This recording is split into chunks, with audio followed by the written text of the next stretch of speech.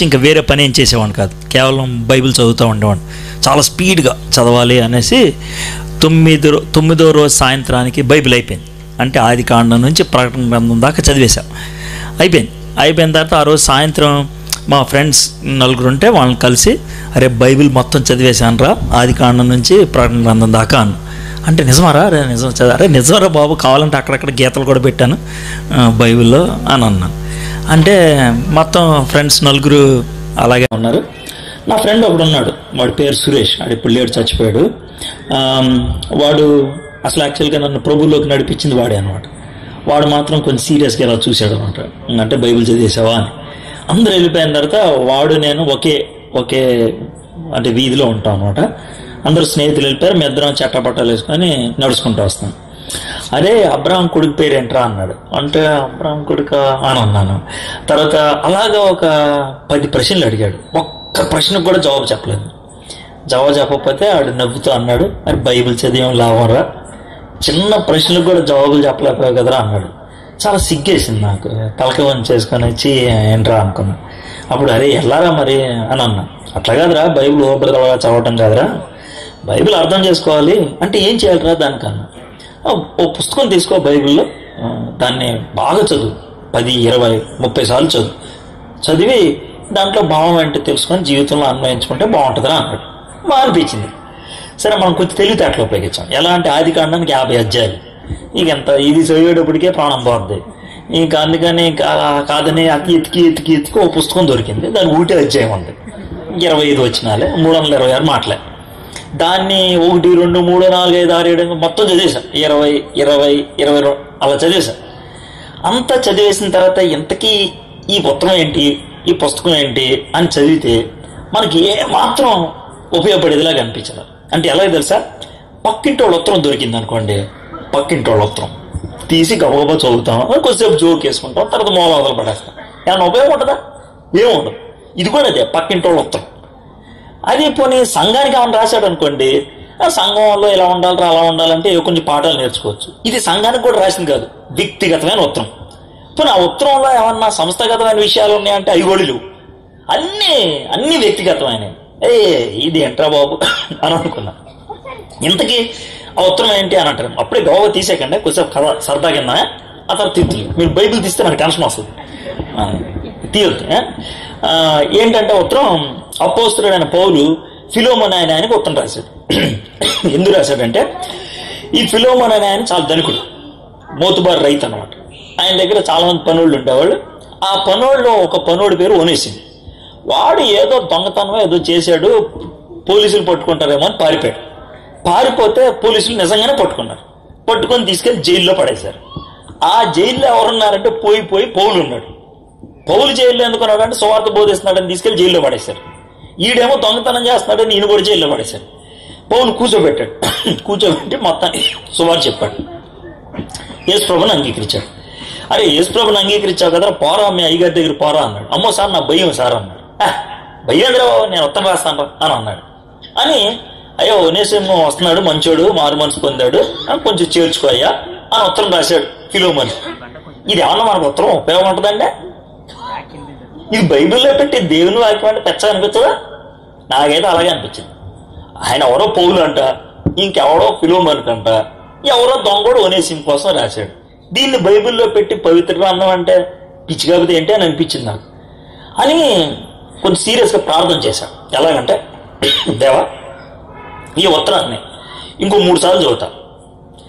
ఈ 3 సార్లు చదివే లోపల నాకు ఈ ఉత్తరం ఏమన్నా ఉపయోగం లేకపోతే ఈ పేజ్ చింపి వదలబడేస్తారు. ఎందుకు ఉపయోగం లేదు మనకెందుకు?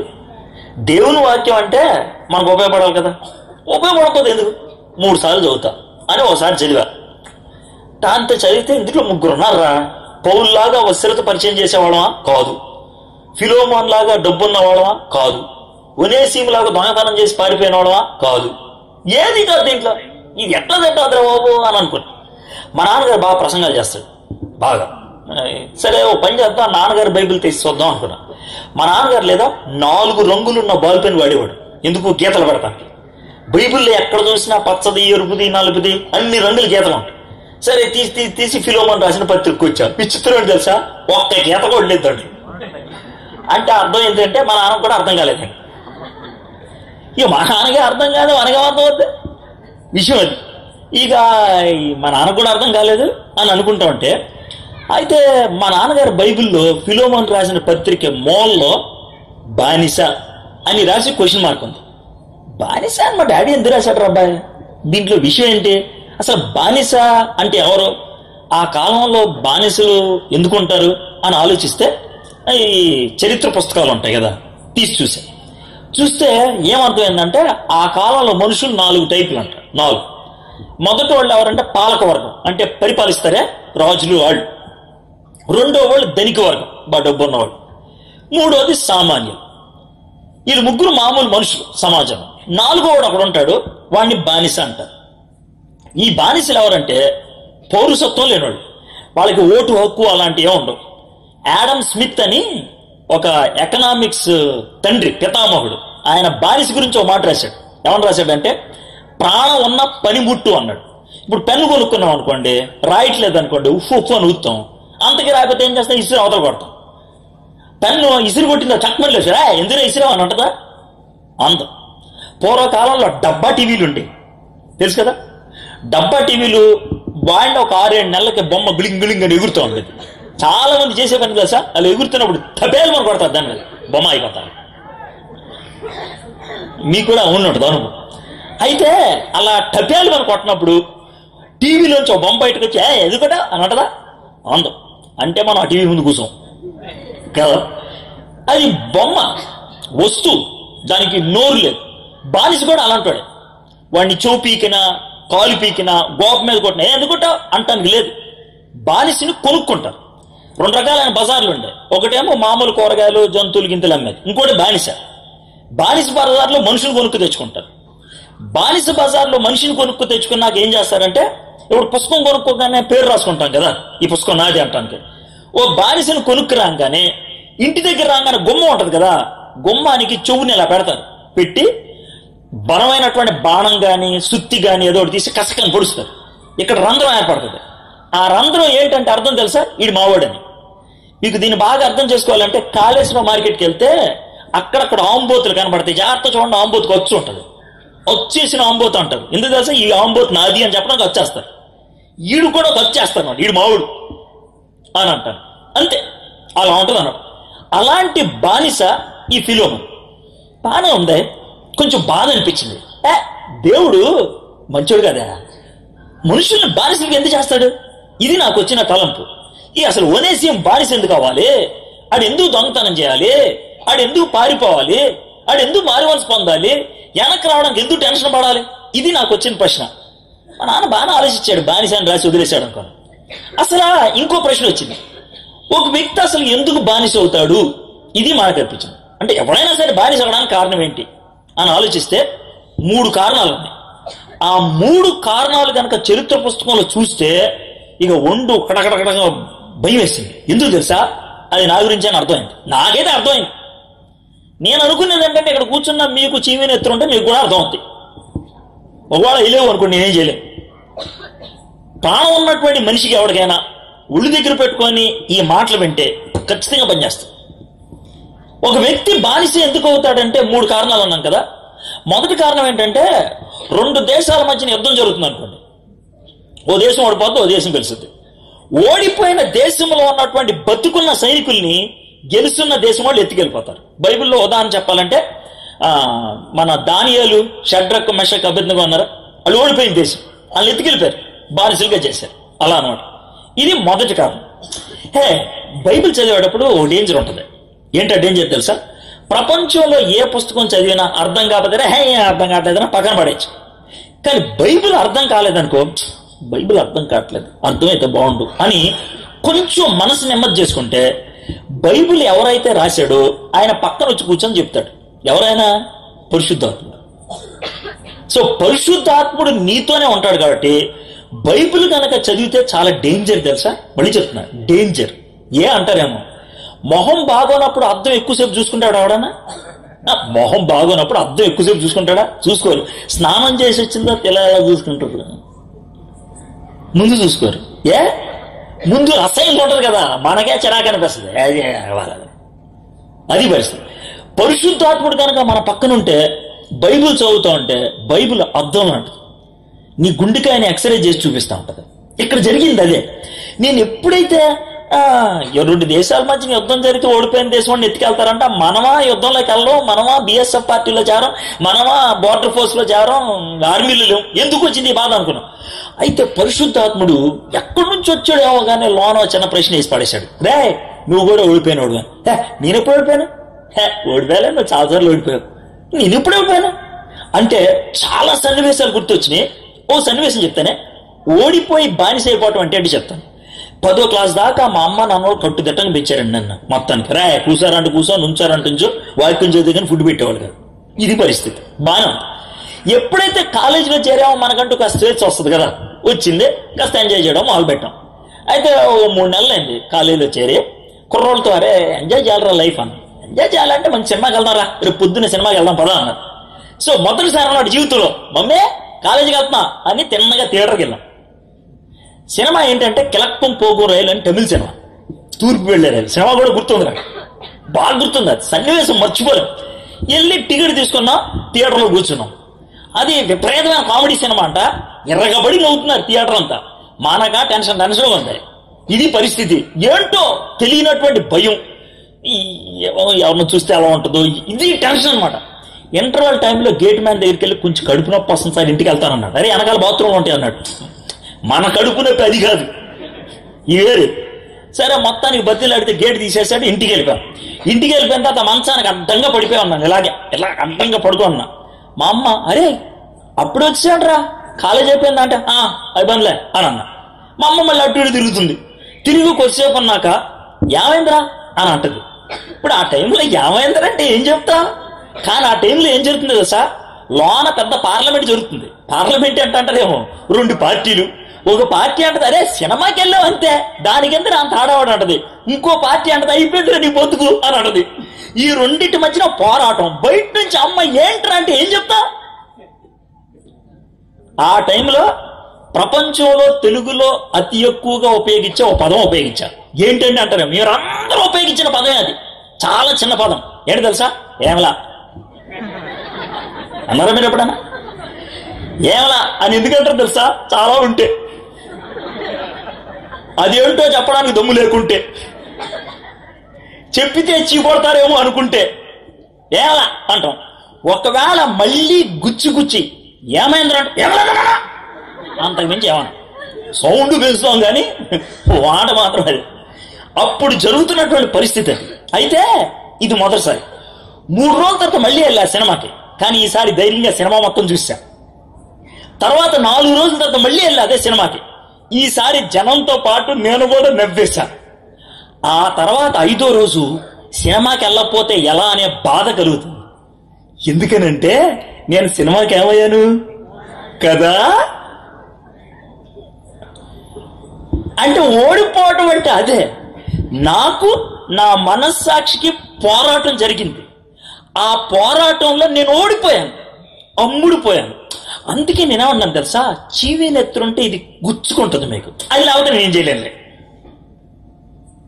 ఎప్పటికైనా సరే జీవితంలో మొదటిసారి ఏదైనా తప్పు చేయాలి అనుకుంటే భయం కలుగుద్ది. ఎందుకంటే మనుషులం కదా మనం. జంతువులకైతే ఉండదు భయం, మనుషులకు ఉంటుంది ఆ భయం. ఆ భయం కొంతకాలానికి పోద్ది, ఇక మనం బానిసైపోతాం. ఆ తర్వాత సినిమాకి వెళ్తే తప్ప, బైబిల్లో అక్కడ ఉందా సినిమాకి వెళ్ళకూడదని చూపినా సరే అని వాదిత్యం మనమే. ఆ స్థాయికి ఎదిగిపోయాం. ఏ అంటే బానిసైపోయాం కాబట్టి. ఇది మొదటి కారణం. మీలో కొంతమంది ఆ టైప్ ఉండొచ్చులే. ఓకే, సినిమా మీకు కాకపోవచ్చు, ఇంకోటి ఏదైనా వెళ్ళొచ్చు. ఏదైతే చేయొద్దు అనుకున్నారో చేసి దానికి అలవాటైపోయి బానిసైపోయినారు. ఇది మొదటి కారణం. రెండో కారణం, ఒక వ్యక్తి ఎందుకు బానిస అయిపోతాడంటే ఎవడైనా మనల్ని అమ్మేస్తే బానిస అవుతారంట. భలేవాళ్ళండి పెచ్చ కాకపోతే అంటే మనల్ని అమ్మేయటం ఏంటంటే అంటారు. బైబిల్ అమ్మేశారు. అలాగే యోసేపు ఉన్నాడా, యోసేపుని వాళ్ళ అన్నోళ్ళు అమ్మేశారు. ఆ తర్వాత యోసేపు ఏమయ్యాడు? బానిసే. నేను అనుకున్నాను నన్ను ఎవడు అమ్ముతాడు రా బాబు అనుకున్నా. కానీ మీకు విషయం తెలుసా, నన్ను కూడా అమ్మేశారు ఒకసారి. ఎలా అంటారు, మనం ఏ విధంగా పాపం అనే దానికి ఒక గొప్ప లక్షణం ఏంటి తెలుసా? ఈ రోజు పెగ్గు తాగాం అనుకో, వారం రోజుల తర్వాత పెగ్గు తాగడాడు, 2 తాగుతాడు. పెగ్గు కిక్కు రాదు, 2 తాగితే రాదు. అయ్యగారు బాగా అవుతున్నారు, అలవాటు ఏంటి సరదా. ఇది మనకున్నటువంటి తత్వం, కిక్కు కావాలి, సో పెరుగుతూ ఉంటుంది. కాబట్టి ఒక 6 నెలల్లోనే మన బతుకు ఎక్కడ దాకా వెళ్ళిపోయిందంటే సినిమాలు తాగల, సిగరెట్లు, మందు అక్కడ దాకా. ఓ రోజు బిర్యానీతో పాటు మందు తాగుతా ఉన్నా. ఈరోజు ఫ్రెండ్ వచ్చాడు, తెచ్చి కిళ్ళి అంటదే పాన్, అది తీసుకొచ్చాడు. ట్రయాంగిల్ షేప్ లో, త్రిభుజ షేప్ అలా పెట్టాడు. రే ఇది నీ కోసమే రా అని అన్నాడు. అని అంటే మనం గబగబా అన్నం తింటున్నాం. రే తినరా అని అన్నాడు. అరే అన్నం తిన్నాక కదా ఇది అన్న, స్పెషల్ రా ఇప్పుడే తినన్నాడు. అంటే పాన్ తీసుకొని నోట్లో పెట్టుకొని కొరికా, పసరగా ఉంది, టేస్ట్ లేదు. కానీ అది తినమన్నాడు కదా, తినేశాడు. ఆ తర్వాత చికెన్ పీస్లో అవి తినేసాను, అయిపోయింది. 1 నిమిషం అయిన తర్వాత నాకు పళ్ళు ఉన్నట్లు తెలియట్లే, 2 నిమిషాల తర్వాత పెదాలు ఉన్నట్లు తెలియట్లే, 5 నిమిషాల తర్వాత బుర్ర ఉన్నట్లు తెలియట్లే, పావు గంట తర్వాత అడ్డంగా పడిపోయాను, చెయ్యి కూడా కొడుక్కోరా. 6 గంటల తర్వాత లేచాను. 6 గంటల దాకా అరే ఏంట్రా అది అన్న అంటే దాన్ని గంజాయి అంటారు అన్నాడు. భలే ఉందిరా, సోబరు మధ్యాకాశంలో ఉన్నట్టుంది తెలుసా. ఎంత? 5 రూపాయలు. అవునా? ఇంకంతే. తర్వాత రోజు నుంచి అది కొనుక్కోవటమే. గంజాయికి అమ్ముడిపోయామ్మా. Brown sugar, pethidine, morphine injection పొడుచుకోవటం. మన జీవితం దానికి అమ్ముడిపోయింది. అది లేకపోతే ఇక బతకలేను అనుకున్నాను. ఎంత ఘోరం అంటే ఆ గంజాయి అమ్మేవాడు ఉంటాడే, ఆడు నా పరిస్థితి ఆలోచించి 5 రూపాయలు మందుని ఎంత దాకా పెంచాడంటే 3 నెలల్లో 50 రూపాయలు చేశాడు. 50 రూపాయలు ఇస్తే ఇస్తాను, అది లేదనేవాడు. నాకు అది లేకపోతే కడుపు నొప్పి వచ్చేసింది. మా అమ్మ పట్టు చీరలు కూడా సెకండ్ హ్యాండ్ తీసుకెళ్ళి అమ్మేసింది తెలుసా. ఎందుకు? డ్రగ్గు కోసం. అంత దరిద్రం. డ్రగ్గు లేకపోతే నేను ఉండలేను, కడుపు నొప్పి తట్టుకోలేను. అలాంటి పతన స్థితిలో ఉంటే ఇక నెక్స్ట్ స్టేజ్కి వద్దాం. 3వది, ఒక వ్యక్తి బానిస ఎందుకు అవుతాడంటే, మొదటిది ఓడిపోతే, 2వది అమ్ముడిపోతే, 3వది ఏంటి తెలుసా, అప్పు తీరకపోతే అంట ఆడిగాడు అమ్మేసుకుంటాడంట. ఆడిగాడు అమ్మేసుకోవడం ఏంటి అన్నట్టేమో. తప్పేను కుమార్ స్టోరీ తెలుసు కదా. తప్పేను కుమార్ ఆ నాన్న దగ్గర నుంచి ఇంట్లో నుంచి బయటకు వెళ్ళిపోయిన తర్వాత ఆస్తి అంతా అయిపోయిన తర్వాత వాడు ఏం చేశాడు తెలుసా, ఓ రోజు రోడ్డు మీద 10 రూపాయలు అంటే వెళ్తా అన్నాడు. ఎవడో పిలిచి ఏంట్రా 10 రూపాయలకి అమ్మేదంటే, ఏమన్నా అమ్మడానికి, నన్ను నేను కొనుక్కుంటా అమ్మేసుకున్నాడు. బైబిల్లో ఉందదే, తన్ను తాను అమ్మేసుకున్నాడు. ఎందుకు? పందులు పెంచడానికి. అదే పరిస్థితి అన్నమాట. మన పరిస్థితి కూడా అదే. ఏమనంటే, నా ఫ్రెండ్ ఒకడు అన్నాడు, రే నీ పరిస్థితి చూస్తుంటే చాలా జాలేస్తుందిరా, డబ్బు లేకపోతే కడుపు నొప్పి వస్తుంది, డబ్బులు లేవు, ఏం చేస్తారా? అరే ఓ పని చేయరా, ఓ మంచి సలహా అన్నాడు. ఏంట్రా అని అన్నాడు. మాది ఏలూరు, ఇక్కడ నుంచి 67 కిలోమీటర్లు, ఇక్కడ నుంచి 33 కిలోమీటర్లు గుంటూరు. సో టోటల్గా 90 కిలోమీటర్లు. ఏలూరు నుంచి శనివారం సాయంత్రం గుంటూరు వెళ్ళిపోయాడు. గుంటూరులో ఆంధ్రప్రదేశ్ మొత్తానికి 3 చోట్ల బార్లు ఉండేవి, రాత్రిపూట్ల డాన్స్ వేసే బార్. గుంటూరులో కెసినో బార్ అండ్ రెస్టారెంట్ ఉండదు.